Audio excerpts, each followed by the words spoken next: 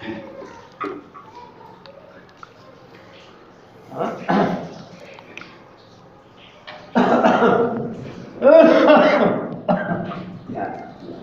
الحمد لله نحمده ونستعينه ونستغفره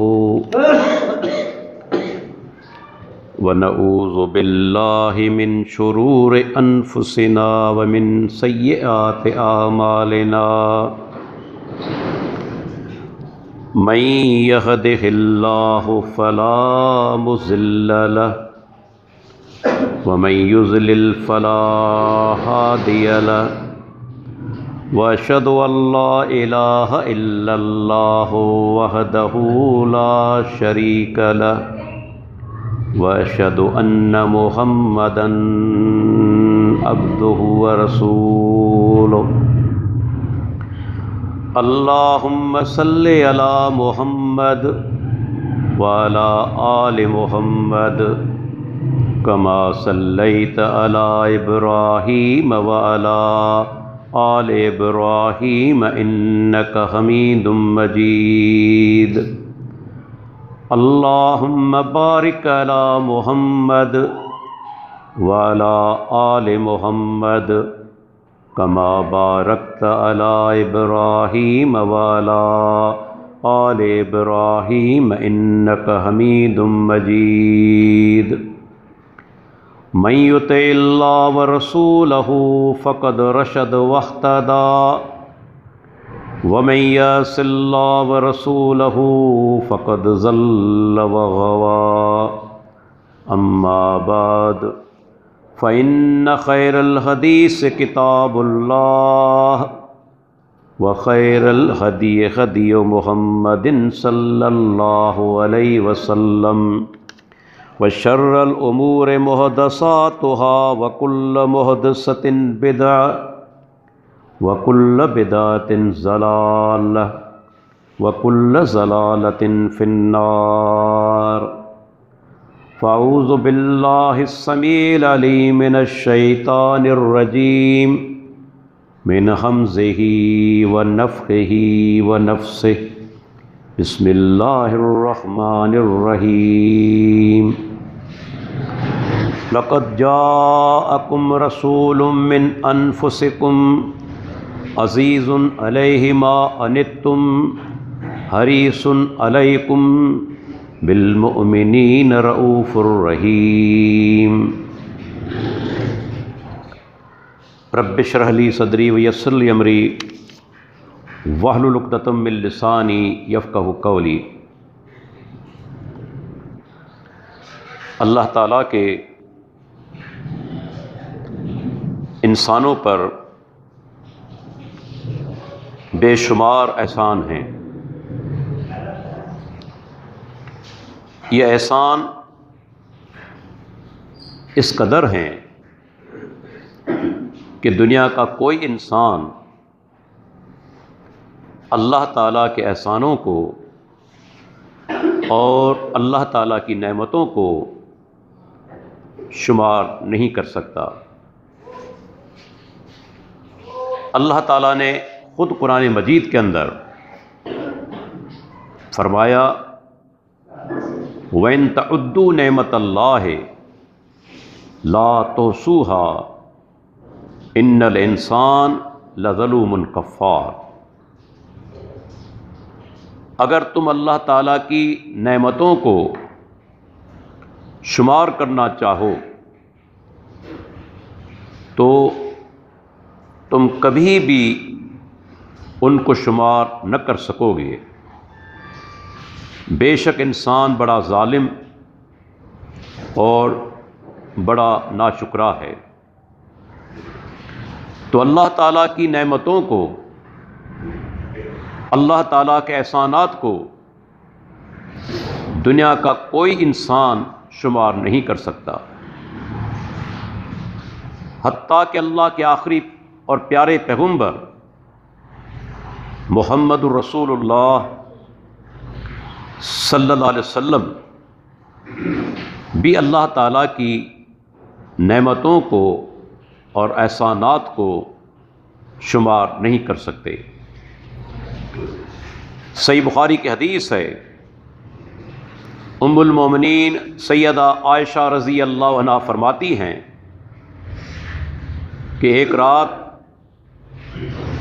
میں نیند سے بیدار ہوئی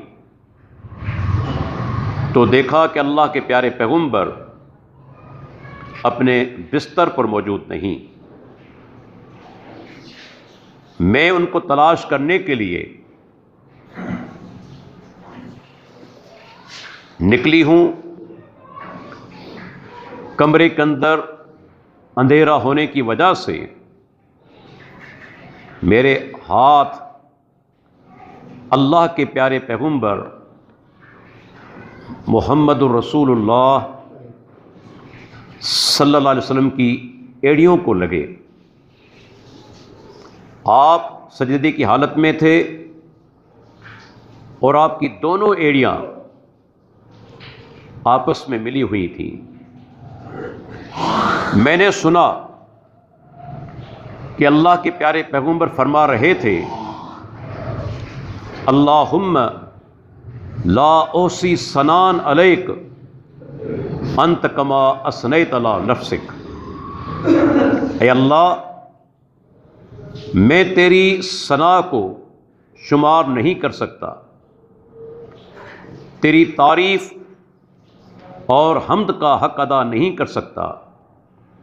یا اللہ، تیری وہی تعریف ہے، وہی ثنا ہے جو تو نے خود اپنے لیے کی ہے۔ تو معلوم ہوا کہ اللہ کے پیارے پیغمبر بھی اللہ تعالیٰ کی تعریف، اللہ کی حمد اور ثنا کا حق ادا نہیں کر سکتے۔ لیکن کچھ احسان اللہ کے ایسے ہیں جو اللہ تعالیٰ نے اپنے مومنین بندوں پر فرمائے ہیں۔ ان میں سے ایک احسان یہ ہے کہ اللہ تعالیٰ نے ہمیں اللہ کے آخری پیارے پیغمبر کی امت میں پیدا فرمایا۔ انسان دنیا کے اندر کوئی بھی انسان نہ اپنی مرضی سے آیا ہے، نہ اپنی مرضی سے جائے گا، اور کوئی بھی انسان اس کی مرضی نہیں چلے گی کہ مجھے کہاں پیدا ہونا ہے، کس شہر کے اندر پیدا ہونا ہے اور کس قوم کے اندر پیدا ہونا ہے۔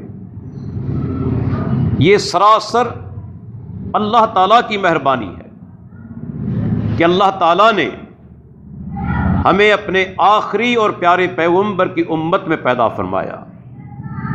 اگر وہ چاہتا کسی یہودی کے گھر میں پیدا کر دیتا، اگر اللہ چاہتا ہمیں کسی عیسائی اور ہندو کے گھر میں پیدا فرما دیتا، لیکن اللہ تعالیٰ نے ہمیں ان تمام آزمائشوں سے بچاتے ہوئے اپنے آخری اور پیارے پیغمبر کی امت میں پیدا فرمایا۔ یہ اللہ تعالیٰ کا بہت بڑا احسان ہے۔ اور وہ پیغمبر جن کے بارے میں اہل حدیث کا عقیدہ ہے کہ آپ تمام انبیاء کے سردار ہیں، بلکہ اولاد آدم کے سردار ہیں۔ آپ نے فرمایا، انا سید ولد آدم یوم القیامہ، میں قیامت کے دن اولاد آدم کا سردار ہوں گا۔ اور آپ نے معراج والی رات تمام انبیاء کی امامت فرمائی، گویا آپ امام الانبیاء بھی ہیں۔ یہ اللہ تعالیٰ کی بہت بڑی مہربانی ہے کہ اللہ تعالیٰ نے اپنے عظیم اور پیارے پیغمبر کی امت میں ہمیں پیدا فرمایا۔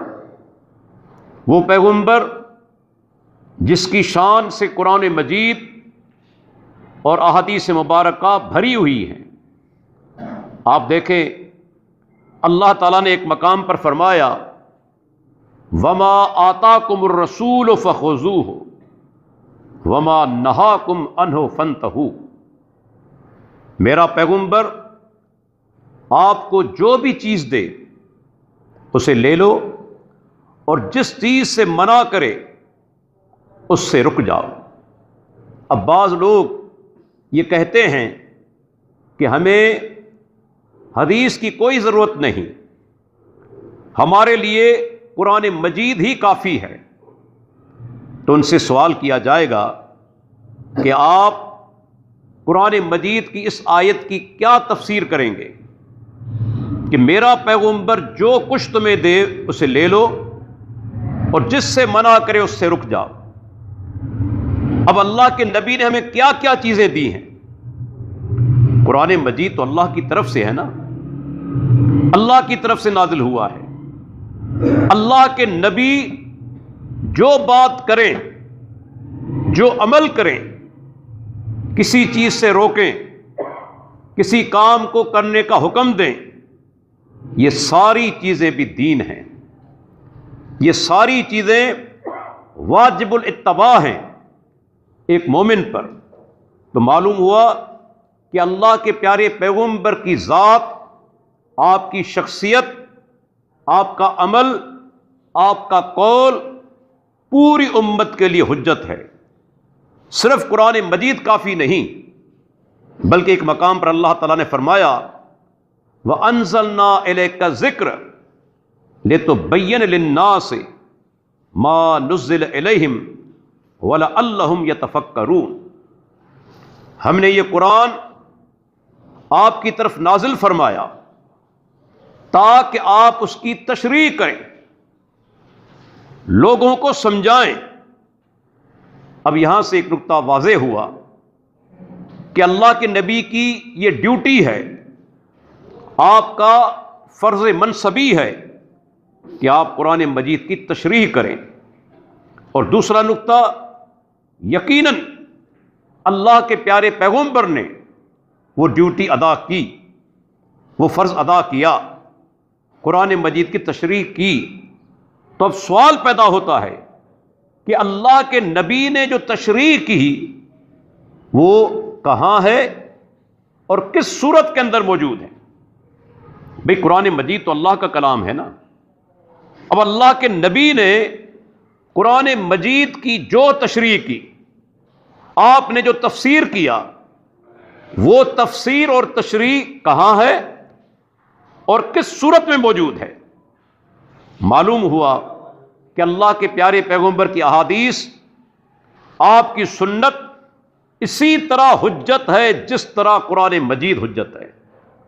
آپ حدیث رسول کو اور سنت رسول کو قرآن کریم سے الگ نہیں کر سکتے۔ اگر آپ نے احادیث مبارکہ کو اور سنت رسول کو احادیث سے الگ کیا تو میں یقین کے ساتھ کہہ سکتا ہوں کہ آپ ایک دن کے لیے قرآن مجید پر عمل نہیں کر سکتے۔ ایک دن کے لیے آپ کو کہاں سے 5 وقت نماز ملے گی؟ آپ کہاں سے لیں گے کہ ظہر کے اندر کتنی رکعت ہیں، عشاء میں کتنی رکعت ہیں، جمعہ کی نماز کے اندر کتنی رکعت ہیں؟ آپ کو یہ چیز قرآن سے کہیں نہیں ملے گی۔ یہ بتانے والے اللہ کے آخری اور پیارے پیغمبر محمد الرسول اللہ صلی اللہ علیہ وسلم ہیں۔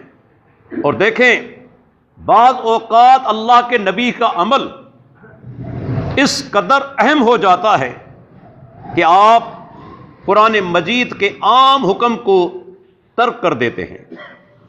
تمام حاجی صاحبان جانتے ہیں کہ ذی الحجہ کی 9 تاریخ یوم عرفہ، عرفات کا میدان، تقریباً 30 سے 40 لاکھ حاجی جمع ہو جاتے ہیں، لیکن یہ سارے حاجی صاحبان مغرب کی نماز میدان عرفات میں ادا نہیں کرتے، حالانکہ اللہ تعالیٰ نے قرآن مجید کے اندر بیان فرمایا ان الصلاۃ کانت علی المؤمنین کتابا موقوتا، کہ بے شک نماز مومنین پر فرض ہے لیکن مقرر وقت پر۔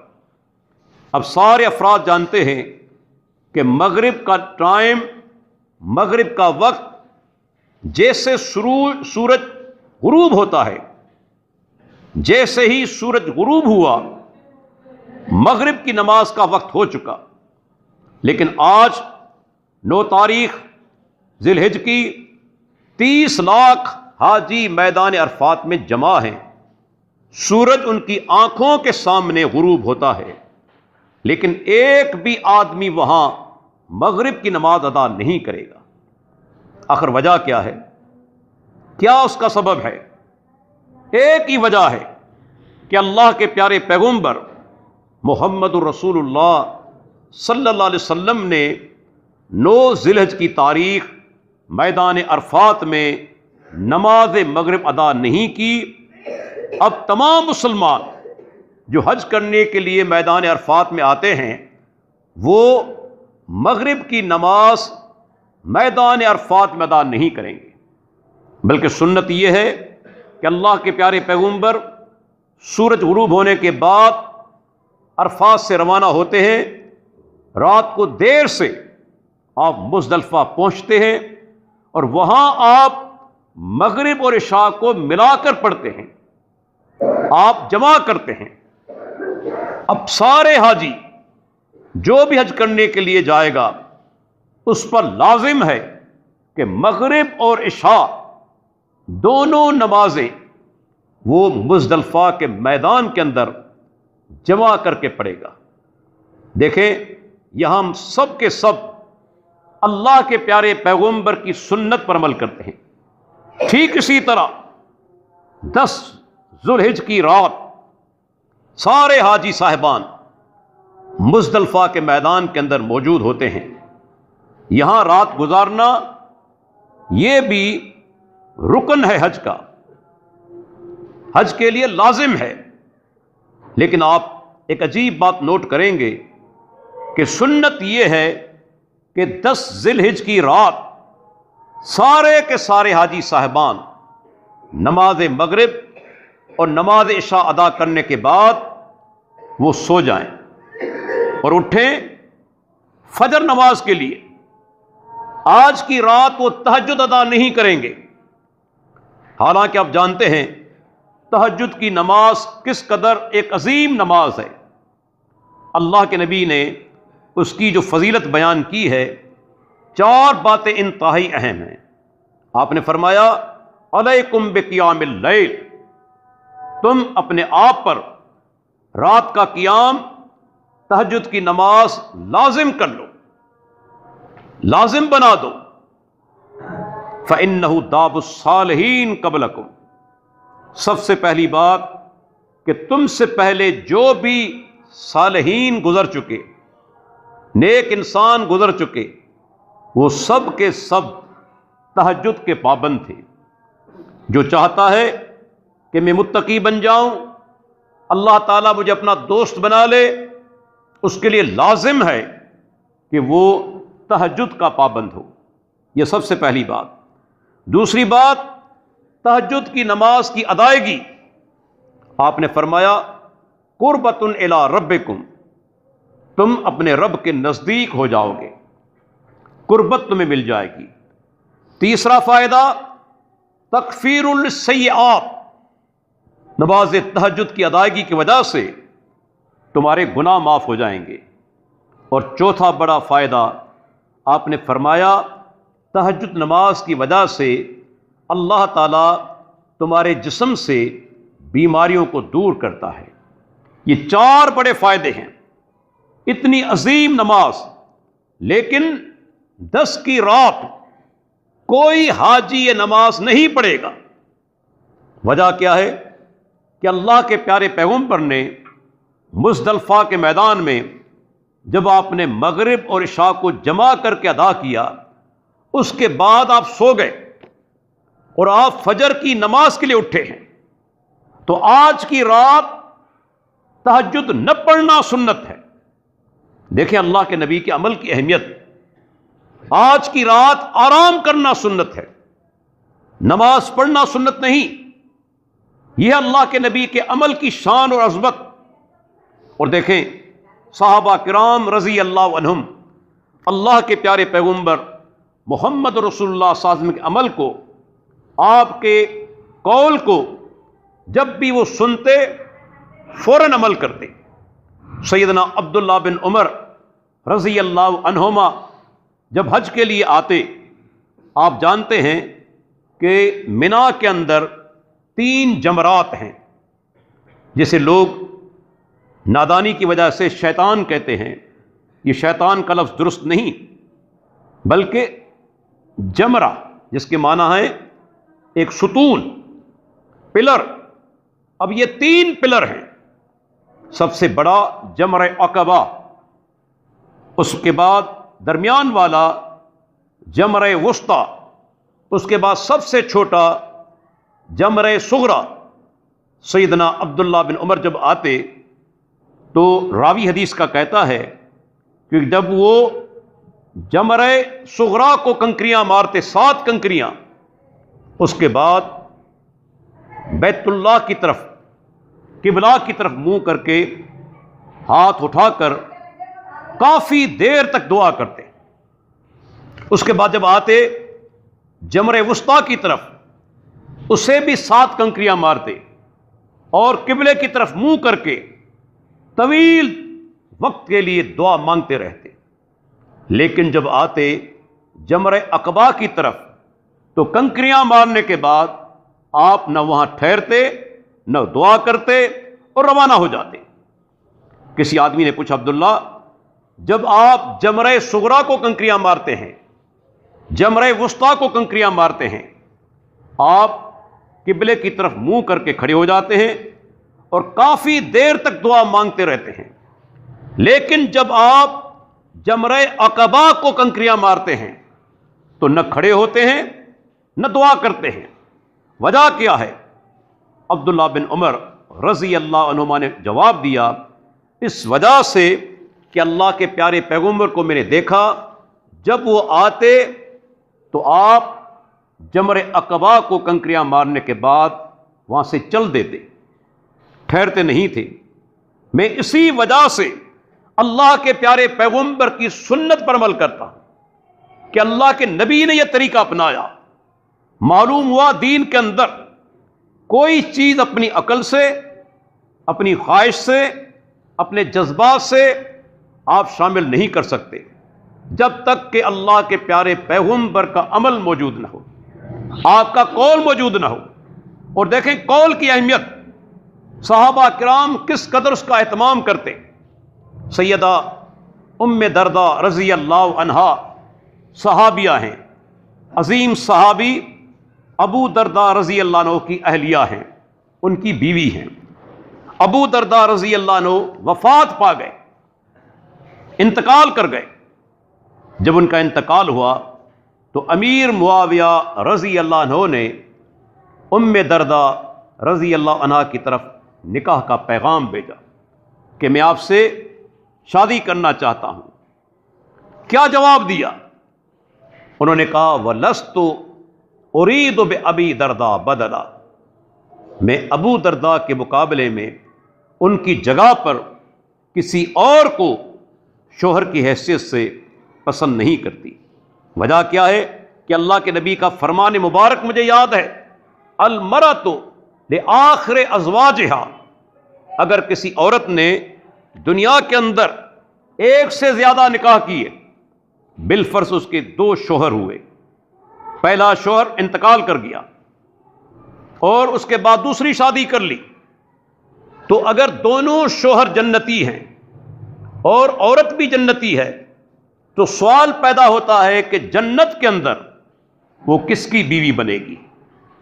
ان 2 شوہروں میں سے کس کی بیوی بنے گی؟ تو اللہ کے نبی کا فرمان ہے، دنیا کے اندر جس عورت کا نکاح مرد سے سب سے آخر میں ہوا، سب سے آخر کے اندر جس مرد کے ساتھ نکاح ہوا، جنت میں اسی کی بیوی بنے گی، بشرطے کہ وہ مرد بھی جنتی ہو۔ اب ام دردہ کہتی ہیں کہ اگر میں آپ سے شادی کر لوں، آپ بھی جنتی، ابو دردہ بھی جنتی، تو جنت میں بیوی بنوں گی میں آپ کی، اور میں چاہتی ہوں کہ یہ تعلق جو دنیا کے اندر میرا قائم رہا ابو دردہ کے ساتھ، یہ جنت میں بھی قائم رہے۔ جنت میں بھی وہ میرے شوہر بنے، اس وجہ سے میں آپ کے اس پیغام کو قبول نہیں کرتی۔ اندازہ لگائیں کہ صحابیات کس قدر اللہ کے پیارے پیغمبر کے فرامین کو اہمیت دیتی تھی۔ ایک اور مثال ہے، سیدنا مغیرہ بن شعبہ رضی اللہ عنہ نے ایک عورت کی طرف نکاح کا پیغام بھیجا کہ میں آپ سے شادی کرنا چاہتا ہوں، لیکن میں آپ کو ایک مرتبہ دیکھنا چاہتا ہوں، کیونکہ اللہ کے نبی کا فرمان ہے کہ کوئی مرد اگر کسی عورت کے ساتھ شادی کرنا چاہتا ہے اسے چاہیے کہ اس عورت کو ایک مرتبہ دیکھ لے۔ دیکھیں اسلام کے اندر پردے کی بہت بڑی اہمیت ہے، لیکن بعض اوقات ہم بھی افراط اور تفرید کے شکار ہو جاتے ہیں۔ اگر کوئی آدمی آپ کی بیٹی کے لیے نکاح کا پیغام بھیجتا ہے لیکن کہتا ہے کہ میں اسے ایک مرتبہ دیکھنا چاہتا ہوں، آپ کو منع کرنے کا حق نہیں، آپ کو منع کرنے کا حق نہیں، بلکہ اللہ کے نبی کا فرمان ہے کہ اسے جا کر دیکھ کے آؤ۔ ایک صحابی کہتے ہیں، صحیح بخاری کی روایت ہے، اللہ کے رسول میں ایک انصاری عورت کے ساتھ شادی کرنا چاہتا ہوں، آپ نے فرمایا اسے جا کر دیکھ آؤ، کیونکہ انصاری عورتوں کی آنکھوں کے اندر کچھ عیب ہوتا ہے، نقص ہوتا ہے۔ ہو سکتا ہے کہ آدمی اس طرح شادی کر لے اور شادی کے بعد عورت کا کوئی عیب یا نقص اس پر واضح ہو جائے اور نوبت طلاق تک پہنچ جائے۔ اسلام اس کی اجازت نہیں دیتا، دین فطرت ہے، اس لیے آپ اس عورت کو ایک مرتبہ ضرور دیکھ لیں۔ مغیرہ بن شعبہ رضی اللہ عنہ نے جب یہ پیغام بھیجا اور کہا کہ یہ اللہ کے نبی کا فرمان ہے، اسی وجہ سے میں آپ کو دیکھنا چاہتا ہوں، تو عورت نے جو جواب دیا، اللہ اکبر، کیا عظیم جواب دیا۔ انہوں نے کہا ان کان رسول اللہ صلی اللہ علیہ وسلم امرک ان تنظر فانظر والا انی انشدک، کہا کہ اللہ کے بندے، اگر اللہ کے نبی نے تمہیں حکم دیا ہے دیکھنے کا تو مجھے دیکھ سکتے ہو، لیکن اگر اللہ کے نبی کا فرمان نہیں، آپ کا قول نہیں، تو میں تمہیں قسم دیتی ہوں کہ مجھے دیکھنے کی کوشش مت کرنا، لیکن اگر اللہ کے نبی کا فرمان ہے تو آپ مجھے دیکھ سکتے ہیں۔ اس سے اب اندازہ لگا لیں کس طرح یہ خواتین اللہ کے پیارے پیغمبر کے فرامین کی اطاعت کرتی تھی۔ سیدنا جلیبیب رضی اللہ عنہ کا عظیم واقعہ، آپ صحابی ہیں لیکن چہرے کے خوبصورت نہ تھے، حسین نہ تھے۔ اللہ کے پیارے پیغمبر نے ایک انصاری سے کہا کہ آپ اپنی بیٹی کا نکاح جلیبیب سے کروا دیں۔ اس نے کہا کہ یا رسول اللہ، میں پہلے اپنی بیوی سے مشورہ کروں گا۔ چل کر آیا گھر اور بیوی سے مشورہ کیا۔ بیوی نے کہا کہ فلاں فلاں کے رشتے ہمارے پاس آئے، ہم نے اپنی بیٹی ان کو نہ دی اور جلیبیب کو دے دیں جو خوبصورت بھی نہیں ہے۔ اس عورت نے اعتراض کیا اس چیز پر۔ اب وہ نوجوان لڑکی، حدیث کے الفاظ ہیں، پردے کے پیچھے کھڑی ہوئی ہے اور ساری باتیں وہ سن رہی ہے۔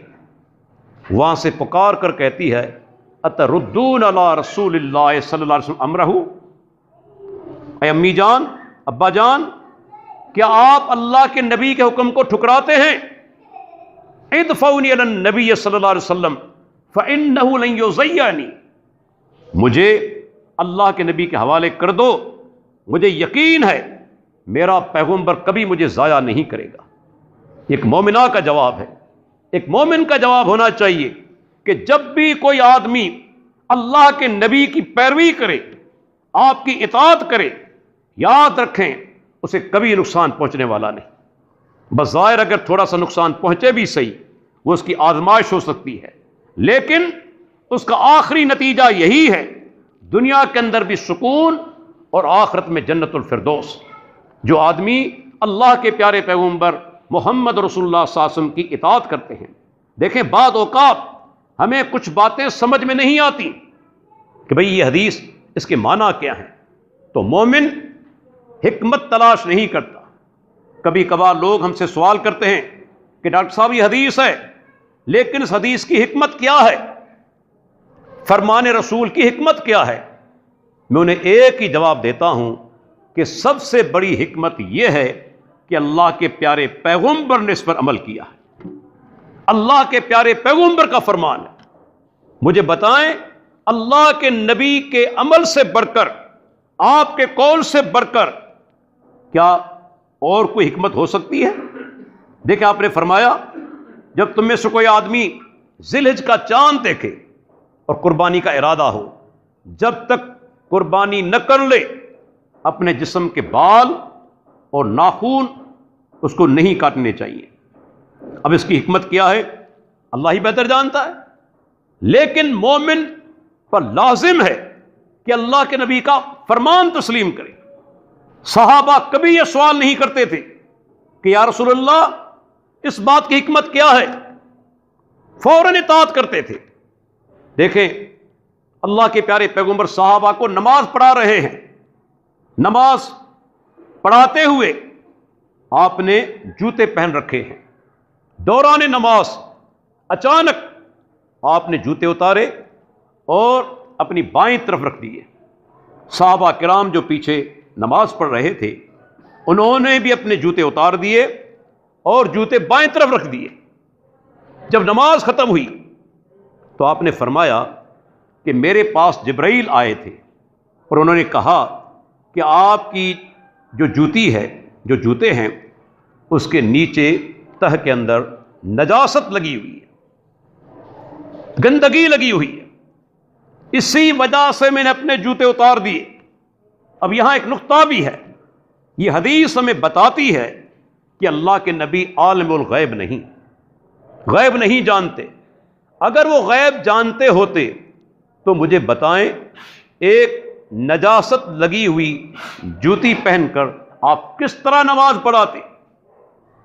اگر مجھے معلوم ہو جائے کہ میری جوتی جو ہے وہ ناپاک ہے، اس کے اندر نماز پڑھاؤں گا؟ سوال ہی پیدا نہیں ہوتا۔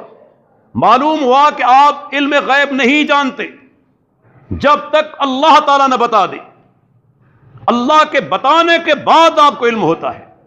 اور نقطہ یاد رکھ لیں، کام آئے گا کہ اللہ تعالیٰ نے قرآن مجید کے اندر جب انبیاء کا ذکر کیا ہے اور علم غیب کا ذکر کیا ہے تو رب العالمین نے 3 الفاظ استعمال کیے ہیں۔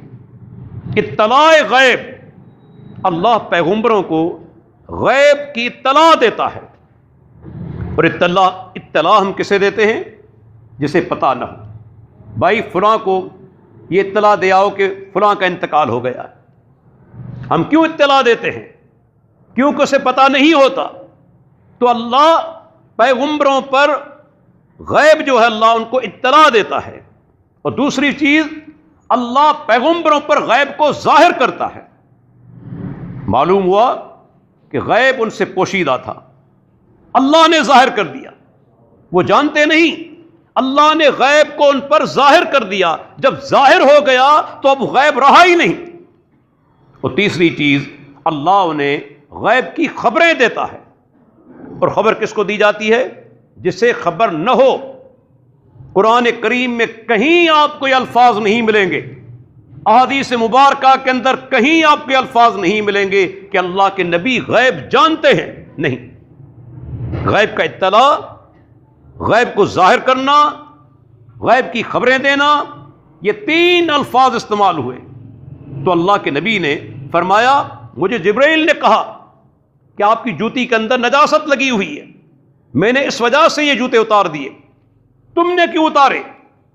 صحابہ نے جواب دیا اللہ کے نبی جب ہم نے آپ کو دیکھا کہ آپ اپنے جوتے اتار رہے ہیں تو ہم نے بھی نماز کے دوران ہی اپنے جوتے اتار دیے۔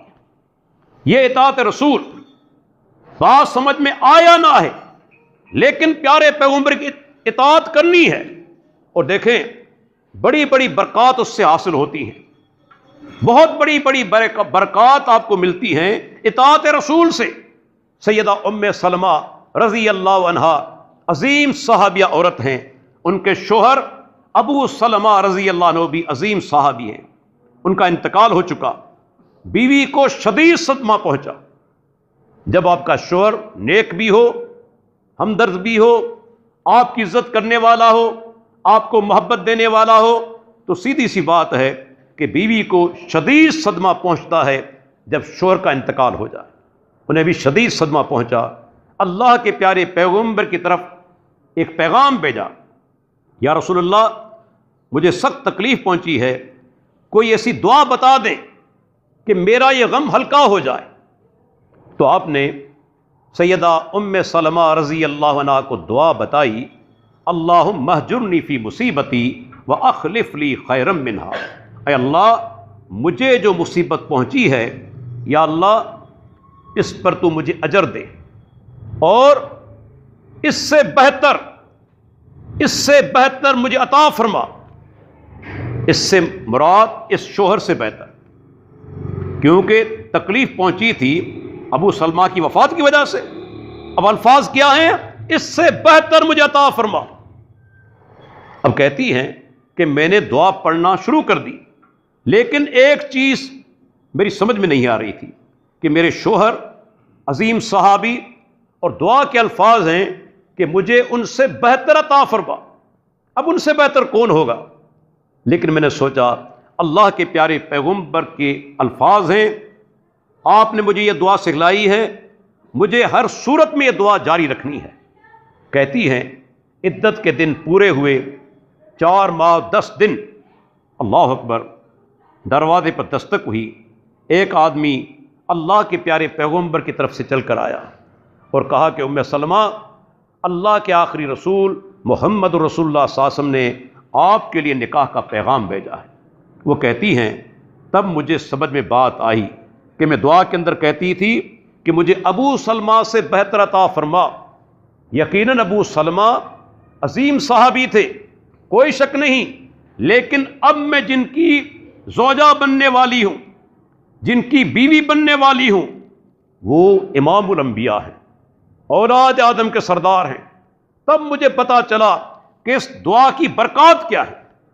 دیکھیں اللہ کے نبی کی کوئی بھی سنت ہو، اس پر عمل کرنے صرف نیت میں اخلاص ہو، ریاکاری نہ ہو، یقیناً اللہ تعالیٰ اس آدمی پر اپنی برکتوں کا نزول فرماتا ہے اور اس پر رحم بھی فرماتا ہے۔ اور دیکھیں اللہ کے پیارے پیغمبر محمد رسول اللہ صلی اللہ علیہ وسلم جب صحابہ کے درمیان کہیں اختلاف ہو جاتا، کوئی مسئلہ حل نہیں ہو رہا، تو اللہ کے پیارے پیغمبر کی حدیث اور سنت کو درمیان میں لاتے، اختلافات ختم ہو جاتے۔ دیکھیں ایک عورت حاملہ تھی، اس کا شوہر انتقال کر گیا۔ اب یہ بات سمجھ میں نہیں آ رہی کہ عورت عدت کے لیے کتنے دن بیٹھے گی۔ عام طور پر یہ ہے کہ اگر کسی عورت کا شوہر انتقال کر جائے، اسے 4 ماہ اور 10 دن عدت کے گزارنے ہیں، لیکن یہ عورت حاملہ تھی، حمل کی حالت میں تھی۔ اب ایک آدمی کو بھیجا کہ آپ صحابہ کرام سے یہ مسئلہ دریافت کریں۔ میرے پاس کوئی دلیل نہیں، اللہ کے نبی کی کوئی حدیث میرے پاس نہیں، صحابہ کرام کے پاس شاید ہو۔ اب 2 صحابی بیٹھے ہوئے ہیں، ایک کا نام ہے عبداللہ بن عباس، دوسرے ابو ہریرہ، اور تیسرا جو آدمی بیٹھا ہوا ہے وہ عبد الرحمن بن عوف کا بیٹا ابو سلمہ تابعی ہے، صحابی نہیں۔ یہاں سے ایک نقطہ نکلے گا کہ بعض اوقات کم علم والے بھی صحیح بات کر دیتے ہیں اور بڑے علم والے بھی غلطی کر جاتے ہیں، جن کے پاس زیادہ علم ہو۔ ابو سلمہ کہیں عبداللہ بن عباس کا مقابلہ نہیں کر سکتے، لیکن اس معاملے کے اندر عبداللہ بن عباس غلط ہو گئے۔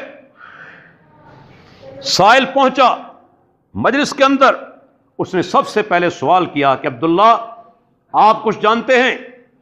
تو انہوں نے کہا جہاں تک میرا خیال ہے، حدیث ان کے ذہن کے اندر نہیں تھی، حدیث انہیں معلوم نہیں تھی۔ اور یاد رکھ لیجئے دین کے اندر دلیل 2 چیزیں ہیں، یا اللہ کی کتاب یا اللہ کے پیارے پیغمبر کی سنت، باقی تیسری چیز کو قرآن و حدیث کے سامنے لایا جائے گا۔ قرآن و حدیث تائید کریں گے تو وہ چیز دلیل بن جائے گی، اگر قرآن و حدیث تائید نہیں کرتے وہ چیز دلیل نہیں۔ عبداللہ بن عباس جیسا عظیم صحابی، اس کا قول دلیل نہیں، دلیل کا محتاج ہے۔ انہوں نے کہا کہ میری رائے یہ ہے کہ اگر 4 ماہ 10 دن سے پہلے عورت نے بچے کو جنم دیا، اسے 4 مہینے 10 دن تک عدت میں بیٹھنا ہوگا، اور اگر 4 مہینے 10 دن گزر گئے بچہ پیدا نہیں ہوا تو جب تک بچہ پیدا نہ ہو عورت عدت کے دن گزارے گی اپنے گھر کے اندر۔ اس کو کہتے ہیں فقہی اصطلاح میں ابعد الاجلین۔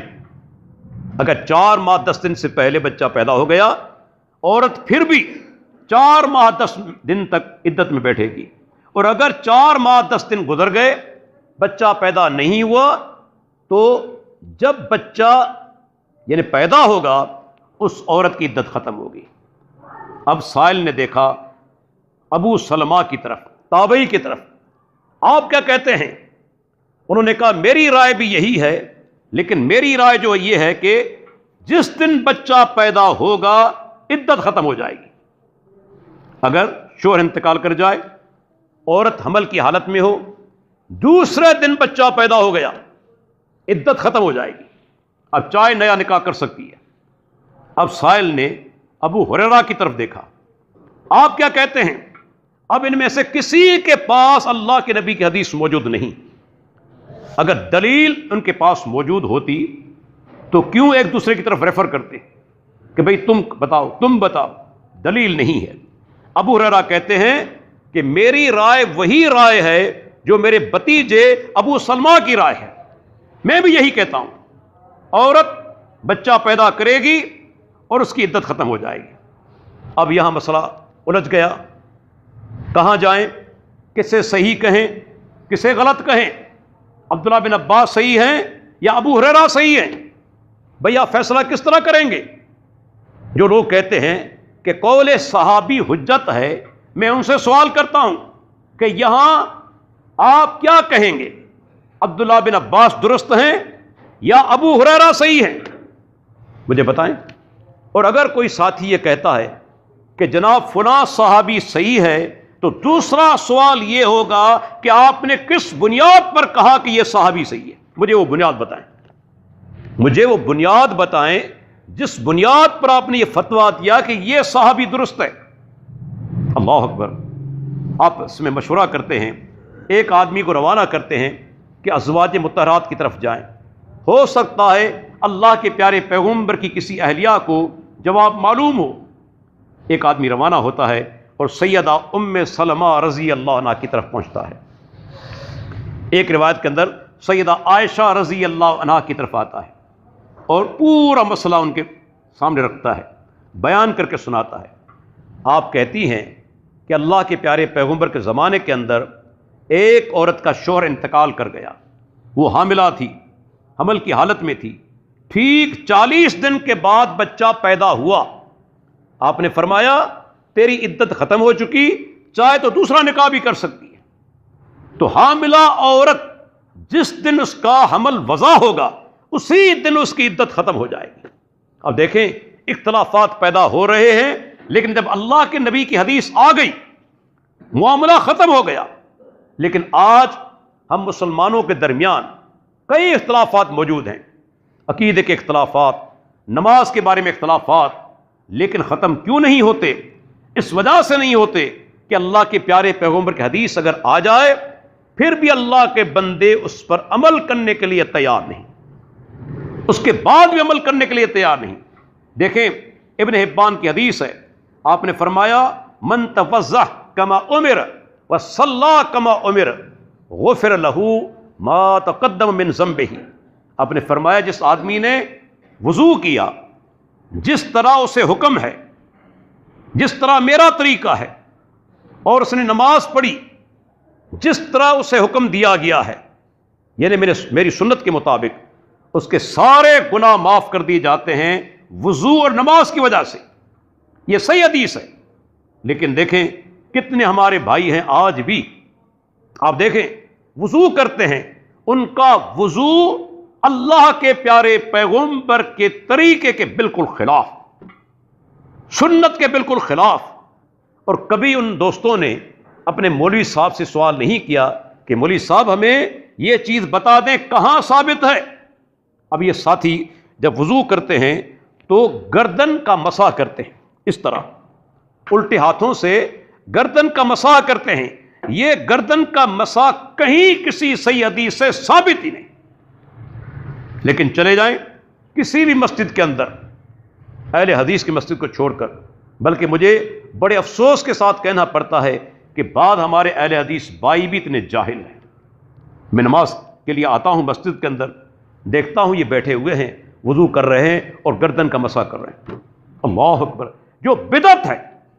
شیخ الاسلام ابن تیمیہ رحمۃ اللہ علیہ، امام ابن قیم، کئی علماء نے اسے بدعت قرار دیا. لیکن ہمارے اہل حدیث بھائی بھی اگر گردن کا مسح کریں، سوچئے یہ بات شرمناک ہے یا نہیں؟ جو چیز حدیث سے ثابت ہی نہیں، کوئی صحیح حدیث موجود نہیں، لیکن مسح ہو رہا ہے. دوسرے ہمارے حنفی بھائی وہ بھی کر رہے ہیں، بلکہ وہ کیا کرتے ہیں، وضو کرتے ہوئے اپنے دونوں بازو ان کا بھی مسح کرتے ہیں، اور یہ مسح بھی کہیں ثابت نہیں کسی بھی صحیح حدیث سے. اب مجھے بتائیں کس قدر تقلید کا مرض جو ہے وہ بڑھ گیا ہے. تقلید کا معنی ہے کسی غیر نبی کی بات کو بلا دلیل قبول کرنا، یہ تقلید. اور تقلید ہو رہی ہے. کبھی مولوی صاحب سے نہیں پوچھا کہ مولوی صاحب یہ وضو کے دوران ہم اپنے بازوؤں سے جو پانی یعنی کہ نیچے کرتے ہیں، اتارتے ہیں، مسح کرتے ہیں، اس کی کوئی دلیل ہے؟ ہم گردن کا مسح کرتے ہیں، اس کی کوئی دلیل ہے؟ کوئی صحیح حدیث موجود نہیں. اب مجھے بتائیں اللہ کے نبی کا فرمان کیا ہے کہ جس نے وضو کیا جس طرح اسے حکم دیا گیا تھا. اب حکم تو ہے ہی نہیں یہاں، نہ گردن کی مسح کا نہ بازوؤں کے مسح کا، تو اس کا وضو ہی خلاف سنت ہو گیا.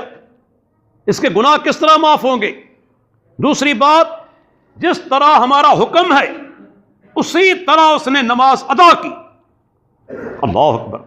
میں بار بار کہتا ہوں کہ یہ اللہ کے گھر کے اندر کھڑے ہو کر اور ممبر پر کھڑے ہو کر کہ اللہ کے پیارے پیغمبر نے زندگی میں ایک نماز بھی بغیر رفع الیدین کے ادا نہیں کی. ایک نماز بھی. ایک مرتبہ میں نے کہا، بلکہ کئی مقامات پر، کہ اللہ کی قسم سچی قسم اٹھانا جائز ہے اور اللہ کی جھوٹی قسم اٹھانا گناہ کبیرہ ہے. اگر کوئی آدمی مجھے یہ کہے کہ ڈاکٹر عبدالحفیظ آپ قسم اٹھائیں گے کہ اللہ کے نبی نے کوئی نماز بغیر رفع الیدین کا ادا نہیں کی، میں قسم اٹھانے کے لیے تیار ہوں. میں قسم اٹھانے کے لیے تیار ہوں. وجہ کیا ہے کہ مجھے ذرہ برابر شک نہیں کہ اللہ کے نبی نے ایک نماز بھی بغیر رفع الیدین کا ادا نہیں کی. لیکن دوسرے جو صاحبان ہیں، ان سے اگر آپ کہیں، مجھے دوستوں نے بتایا جملہ، ڈاکٹر صاحب ہم چلے گئے ایک حنفی عالم کے پاس، ہم نے کہا کہ آپ قسم اٹھائیں، مناظرے کی کیا ضرورت ہی نہیں ہے، کیوں مناظرے ہوں، قسم اٹھائیں کہ اللہ کے نبی نے رفع الیدین نہیں کی، چھوڑ دی. کہا کہ وہ تیار نہیں ہوئے، کہا کہ ہم نہیں اٹھائیں گے. میں نے کہا کہ اس وجہ سے کہ ان کے دل کے اندر شک ہے. وہ جانتے ہیں کہ اللہ کے نبی نے نماز رفع الیدین کے ساتھ پڑھی ہیں، اب وہ جھوٹا قسم کس طرح اٹھائیں؟ ڈرتے ہیں. اور ہمیں ذرا برابر بھی شک نہیں، مجھے ذرا برابر بھی شک نہیں. کئی احادیث ہیں، صرف صحیح بخاری کے اندر امام بخاری 5 احادیث لگاتار لائے ہیں رفع الیدین کی، لیکن صحیح بخاری کے اندر کوئی ایک حدیث ہے کہ اللہ کے نبی نے بغیر رفع الیدین کی نماز ادا کی. بلکہ ایک حدیث ایسی میں نے ابھی پڑھی، میں کہتا ہوں یہ حجت ہے. امام بہقی سنن کبریٰ بہقی کے اندر یہ حدیث لائے ہیں اور صحیح سند کے ساتھ روایت کے لانے کے بعد کہتے ہیں وہ رواتو ثقات، اس کے سارے راوی ثقہ ہیں. وہ حدیث کیا ہے؟ عجیب قسم کی حدیث ہے. امام بہقی سند کے ساتھ وہ حدیث لائے ہیں. حدیث کے راوی محمد بن اسماعیل سلمی، وہ کہتے ہیں کہ میں نے نماز پڑھی اپنے استاد، ان کا نام ہے محمد بن فضل، ابو نعمان محمد بن فضل، ان کے پیچھے نماز پڑھی. میرے استاد نے نماز شروع کرتے ہوئے رفع الیدین کی، دونوں ہاتھ اٹھائے، رکوع میں جاتے ہوئے دونوں ہاتھ اٹھائے، رکوع سے اٹھتے ہوئے دونوں ہاتھ اٹھائے. جب میں نے اپنے استاد سے یہ سوال کیا کہ آپ نے رفع الیدین کیوں کیا، تو میرے استاد محمد بن فضل نے کہا کہ میں نے نماز پڑھی اپنے استاد حماد بن زید کے پیچھے. اب راوی گنتے جائیں، راوی گنتے جائیں. یہ دوسرا راوی ہے. پہلا راوی محمد بن فضل، دوسرا راوی حماد بن زید. میں نے اپنے استاد حماد بن زید کے پیچھے نماز پڑھی. نماز شروع کی انہوں نے، رفع الیدین کیا. رکوع میں جاتے ہوئے رفع الیدین کیا. رکوع سے اٹھتے ہوئے رفع الیدین کیا. جب حماد بن زید سے پوچھا گیا کہ آپ نے رفع الیدین کیوں کی، تو انہوں نے جواب دیا کہ میں نے نماز پڑھی اپنے استاد ایوب سختیانی کے پیچھے. اور ایوب سختیانی کون ہے؟ عظیم تابعی امام ہے، عظیم تابعی امام. ان کے پیچھے نماز پڑھی. ایوب سختیانی نماز شروع کی، رفع الیدین کیا، رکوع میں جاتے ہوئے، رکوع سے اٹھتے ہوئے. یہ تیسرے راوی ہے. جب ایوب سختیانی سے پوچھا گیا کہ آپ نے نماز میں رفع الیدین کیوں کیا، تو انہوں نے جواب دیا میں نے نماز پڑھی اپنے استاد، ان کا نام ہے عطا بن ابی رباح. اور یہ کون ہے؟ عظیم تابعی امام ہیں، مکہ کے عظیم تابعی امام، عبداللہ بن عباس کے شاگرد ہیں، عظیم تابعی امام ہیں. حتیٰ کہ بعض روایت کے اندر آتا ہے کہ عبداللہ بن عباس جب پہنچے حج کی ادائیگی کے لیے، لوگ پہنچ گئے، سوال پوچھنے لگے حج کے بارے میں، تو انہوں نے کہا کہ اللہ کے بندو، تمہارے درمیان عطا جیسا عالم موجود ہے، اس سے سوال کرو. عطا جیسا عالم تمہارے درمیان موجود ہے. وہ عطا بن ابی رباح، میں نے ان کے پیچھے نماز پڑھی. انہوں نے رکوع میں جاتے ہوئے، اٹھتے ہوئے، نماز شروع کرتے ہوئے رفع الیدین کی. یہ چار راوی ہو گئے. عطا بن ابی رباح سے جب پوچھا گیا کہ آپ نے نماز میں رفع الیدین کیوں کی، تو انہوں نے کہا میں نے نماز پڑھی عبداللہ بن زبیر کے پیچھے. اور یہ کون ہیں؟ سیدنا ابو بکر رضی اللہ عنہ کے نواسے ہیں، اسماء بنت ابی بکر کے بیٹے ہیں، سیدہ عائشہ کے بانجے ہیں، عبداللہ بن زبیر. انہوں نے نماز شروع کی، رفع الیدین کیا، رکوع میں جاتے ہوئے رفع الیدین کیا، رکوع سے اٹھتے ہوئے رفع الیدین کیا. جب عبداللہ بن زبیر سے پوچھا گیا کہ آپ نے رفع الیدین کیوں کی، اب ان کا جواب سنیے. انہوں نے کہا، یہ پانچویں راوی تھے، گنتے جائیں، یہ پانچویں راوی تھے. انہوں نے کہا کہ میں نے نماز پڑھی اپنے نانا ابو بکر صدیق کے پیچھے. نماز شروع کی، ابو بکر صدیق نے رفع الیدین کیا، رکوع میں جاتے ہوئے رفع الیدین کیا، رکوع سے اٹھتے ہوئے رفع الیدین کیا. یہ چھٹے راوی ابو بکر صدیق. جب ابو بکر صدیق سے پوچھا گیا کہ آپ نے رفع الیدین کیوں کی، انہوں نے کہا کہ میں نے نماز پڑھی محمد رسول اللہ صلی اللہ علیہ وسلم کے پیچھے. آپ نے نماز شروع کرتے ہوئے رفع الیدین کیا، رکوع سے اٹھتے ہوئے، رکوع میں جاتے ہوئے آپ نے رفع الیدین کیا. یہ حدیث کے 6 راوی حدیث بیان کر رہے ہیں، رفع الیدین کا ذکر کر رہے ہیں اور نسبت کر رہے ہیں اپنے استاد کی طرف. اب ایک سوال پوری سندھ کے اندر میں پوچھ چکا ہوں، کسی نے جواب نہیں دیا، بلکہ میں یقین کے ساتھ کہتا ہوں قیامت قائم ہو جائے گی، کسی مائی کے لال میں جرت نہیں جو کہ جواب مجھے دے سکے. کسی مائی کے لال کے اندر یہ جرت نہیں کہ وہ جواب دے سکے. میں نے حدیث پیش کی، 6 راوی رفع الیدین کر رہے ہیں اور نسبت کر رہے ہیں اپنے استاد کی طرف. اب کوئی مجھے بھائی ایسی حدیث دکھا دے جس میں حدیث کے راوی نے رفع الیدین کو ترک کیا اور نسبت کی ہو اپنے استاد کی طرف. میں 6 کا مطالبہ نہیں کرتا، صرف 1 کا مطالبہ کرتا ہوں، صرف 1 کا مطالبہ، 6 کا مطالبہ نہیں کرتا کہ حدیث کے راوی نے رفع الیدین کو ترک کیا ہو اور نسبت کی ہو اپنے استاد کی طرف کہ میرے استاد نے رفع الیدین نہیں کی. یقین جانیے قیامت قائم ہو جائے گی، ایک حدیث کوئی مائی کا لال پیش نہیں کر سکتا، ایک حدیث بھی.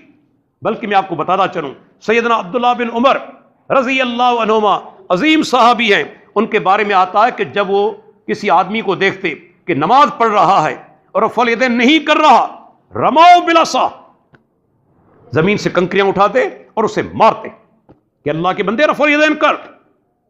دیکھیں بعض اوقات صحابہ سختی بھی کرتے تھے، صرف نرمی نہیں ہے، دین کے اندر سختی بھی ہے. یہ کہنا کہ دین کے اندر صرف نرمی اور نرمی ہے، یہ جہالت ہے. دین کے اندر سختی بھی ہے، خصوصاً عقیدے کے معاملے کے اندر کوئی نرمی نہیں ہوگی. اب دیکھیں صحابی یہاں کنکریاں مار رہا ہے، یہ نرمی نہیں ہے، سختی ہے کہ اللہ کے نبی نے کبھی رفع الیدین کو ترک نہیں کیا. تم بغیر رفع الیدین کس طرح نماز پڑھ رہے ہو؟ اب مجھے کوئی اللہ کا بندہ ایک صحابی دکھا دے، یہ دوسرا قرضہ، ایک صحابی مجھے دکھا دو جس نے رفع الیدین کرنے والے کو کنکریاں ماری.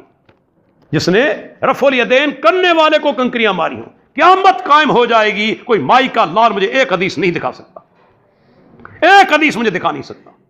اور اللہ اکبر, ظلم کی انتہا دیکھیں.